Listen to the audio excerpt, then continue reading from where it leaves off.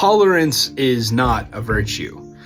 Nobody has ever had to tolerate anything that is good or righteous or godly. And in fact, even unbelieving people who don't accept Christ or people who don't even believe in God, still get to be the beneficiaries of a righteous, godly principle. So for instance, justice and liberty, freedom and agency. These are all righteous things that God has given us.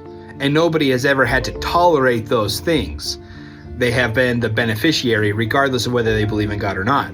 Only evil and dark, wrong things have to be tolerated. Let's take a dog, for instance. Let's say I've got a good dog. I've been a good steward of it. I've raised it and he's a good boy. And I start poking him in the ribs. Poke, poke, poke, poke, poke.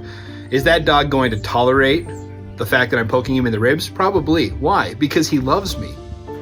Should he tolerate it? Well, I want him to, because I don't want him to bite my hand. But is it good for him or is it good for me? I'm inflicting pain upon him and he's tolerating it. Is that good? No, it's bad. It's bad for him to have to tolerate that crap. But let's look at another example. Let's say that I keep my yard up all the time. I always keep it mowed. I make sure that the house is nice and clean. If there's something wrong with my property, I always get it taken care of, right? But let's say that I've got a neighbor who doesn't.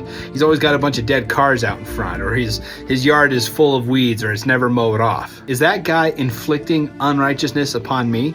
Well, yeah, we're supposed to be the stewards of our home, and by his not upkeeping his property, it's an eyesore. It's affecting my property values. Do I tolerate the fact that he's not a good steward over his land? I would say no, we do not. Some people might say, well, it's his land, he can do whatever he wants. It's none of my business to say what he can and cannot do on his land, and I agree with that point. However, do we tolerate the unrighteous behavior?